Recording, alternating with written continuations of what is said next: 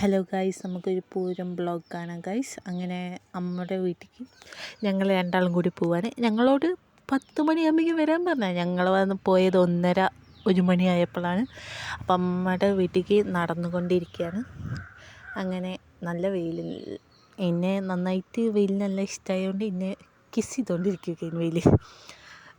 ഇതാണ് എൻ്റെ അതിരുക്കുട്ടൻ, ഞങ്ങളുടെ വീട്ടിലെ അവസാനത്തെ കുട്ടി. അതുകൊണ്ട് അവനെ ഞങ്ങൾ ഫുള്ളാളിച്ച് വളർത്തുന്നു.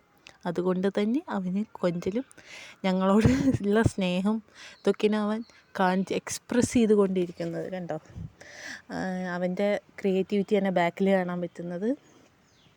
അവൻ എന്താ പറയുക, എന്തൊക്കെയോ കൊണ്ട് വരച്ചിട്ട് അവൻ എന്തൊക്കെയോ പറയുന്നത് കാണുമ്പോൾ. ഇനി കുറച്ച് ഞങ്ങളെ ഫോട്ടോ സെക്ഷനായിരുന്നു. അത് കഴിഞ്ഞപ്പോഴേക്കും അമ്മമ്മ കൂവ കൊണ്ടുവന്നു. നല്ല ടേസ്റ്റുള്ള കൂവ. ഇതാ ഞങ്ങളെ അമ്മമ്മ.